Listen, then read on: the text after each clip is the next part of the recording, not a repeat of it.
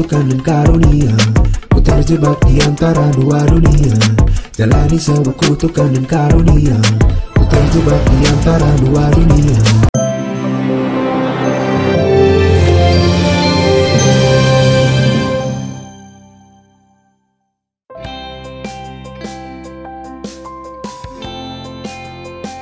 Seperti inilah kondisi David Ozora terkini. Korban pengeroyokan MDSCS ini kabarnya mulai bisa menjalani aktivitas seperti sekolah meski masih di bawah bimbingan dan pengawasan tim dokter. Selain sudah bisa berjalan pelan, David juga sudah bisa berinteraksi dan bicara. Nah, pasca keluar dari rumah sakit itu kan tanggal 16 April ya, 2023. Nah, dokter memang sampaikan keluar dari ruang ICU, dilakukanlah yang namanya home care itu di rumah untuk David bisa merasakan lingkungan yang lebih natural daripada di rumah sakit. Dia berinteraksi langsung dengan keluarganya, namun pasca tanggal 16 itu langsung dilakukan berbagai rangkaian terapi. Itu ada terapi bicara, terapi fisio, terapi okupasi, untuk kemudian memperbaiki kognitifnya David, kemudian psikis juga terkait dengan balancing otot dan lain sebagainya. Nah, dalam beberapa waktu itu David terus dipantau oleh pihak rumah sakit, perawat juga 24 jam standby. Nah, terakhir kali konsultasi ke Mayapada 3 kali seminggu ya. Dicek kembali oleh dokter Tatang, dan dokter Tatang sampaikan David sudah memberikan perkembangan yang luar biasa, tetapi asesmen terkait dengan kognitif ini kan harus terus diuji, Mas. Ditemui siapa dan lain sebagainya, itu dia nggak bisa membedakan mana yang halusinasi, mana yang imajinasi, mana yang memang real terjadi. Nah, asesmen ini yang harus terus digali oleh rumah sakit, oleh dokter, dan akhirnya dokter Tatang bilang kayaknya sudah mulai harus masuk ke dalam asesmen pendidikan, dia masuk ke lingkungan sekolah. Dan alhamdulillah memang pihak dari sekolah, teman-teman semuanya support dengan kondisi David, sehingga keberadaan David di sana benar-benar tanpa pressure, dan David bisa merasakan environment sekolah lagi, ketemu guru, teman-teman. Dia ikut belajar ya dari pagi, dari jam 7 pagi sampai jam setengah 3 sore. So far baik-baik aja, mungkin memang dari penggalian kan kognitifnya dia memang turun gitu, secara intelektual banyak yang mundur, tetapi kita masih terus optimis. Dokter juga akan terus melakukan upaya untuk meningkatkan kondisi intelek atau kognitifnya David ini. Kedua orang tua David dan keluarga jelas berbahagia bisa melihat David mulai berangsur pulih. Ayah David, Jonathan Latumahina, yang sebelumnya mengungkap ada pihak-pihak yang meminta damai, juga tampaknya sudah tak mau larut dengan memikirkan upaya damai. Bahkan secara hukum ia sudah menyerahkan sepenuhnya nasib terdakwa melalui mekanisme hukum.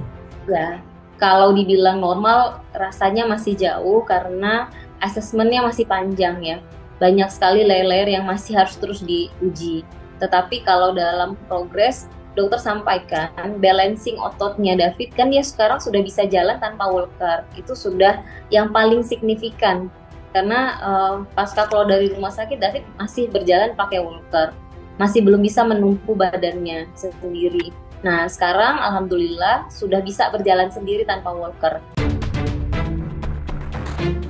Sementara kemarin kubu AGH, anak yang berkonflik dengan hukum, menggelar jumpa pers. Dihadiri Yanti, tante AGH dan kuasa hukum, pihak AGH meminta keadilan karena merasa AGH tak seperti yang dituduhkan sebagai salah satu bagian penyebab terjadinya pengeroyokan. Yanti bahkan mengaku sempat mencegah agar AGH tak berhubungan dengan MDS. Tapi sayang, upayanya mencegah AGH bertemu MDS gagal. Saya sangat syok karena seumur-umur kami, keluarga besar kami tidak pernah berurusan dengan aparat hukum. Ya, AGH sendiri sejak Rabu 8 Maret lalu telah ditahan usai ditetapkan sebagai pelaku anak yang berkonflik dengan hukum. Namun karena masih di bawah umur, tak lama berselang setelah melalui proses persidangan, AGH kemudian divonis hukuman 3 tahun 6 bulan penjara. Jadi ringan karena yang pertama dia anak, yang kedua ada beberapa hal yang dianggap hakim pada saat itu sebagai hal yang meringankan. Tetapi tentu karena yang dua pelaku ini kan bukan pelaku anak, sehingga tidak ada satupun alasan yang bisa meringankan mereka. begitu. Terutama untuk pelaku utama ini, Mario Dendi. Keputusan itu dibacakan Majelis Hakim Pengadilan Negeri Jakarta Selatan pada sidang yang berlangsung Senin 10 April 2023 lalu. Kini, AGH tengah menjalani masa hukuman penjara di lapas anak karena statusnya masih di bawah umur. Atas hukuman itu, pihak AGH terus mengupayakan banding hingga meminta keadilan agar AGH tak dihukum seberat itu. Sementara untuk kasus MDS dan SL, pihak Kejaksaan Tinggi DKI Jakarta sudah menginformasikan jika masa waktu penyidikan kasus MDS dan SL telah habis alias P20. Sejatinya dalam waktu dekat, kasus MDS dan SL harusnya segera dilimpahkan ke Kejaksaan atau P21 agar segera bisa disidangkan. Sementara merespon peringatan dari pihak Kejaksaan, pihak Polda Metro Jaya masih meminta kelonggaran waktu karena masih harus melengkapi sejumlah bukti dan saksi untuk memperkuat berkas kasus yang menjerat MDS dan SL. Ya, 2 hari yang lalu saya komunikasi dengan penyidik Polda Metro Jaya. Mereka sampaikan ada beberapa hal yang sedang dipenuhi.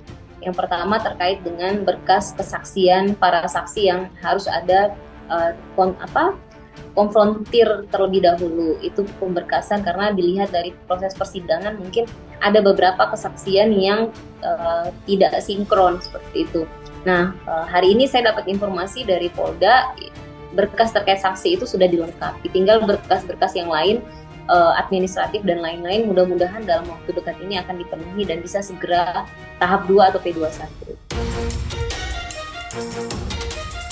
Ya, jika kasus MDS dan SL akan segera dinaikkan P21 dan disidangkan di meja hijau, tampaknya MDS dan SL harus siap secara mental untuk menerima jeratan hukuman. Terlebih MDS kini harus berjuang sendirian tanpa sang ayah Rafael Alun Trisambodo yang sudah lebih dulu jadi tahanan KPK. Pasal 355 ayat 1 KUHP ini tentang penganiayaan berat terencana, ancaman pasal maksimalnya kan 12 tahun. Nah, kami akan tetap berupaya semaksimal mungkin pembuktian terhadap pasal ini terbukti sepenuhnya seperti layaknya sidang pelaku anak sebelumnya.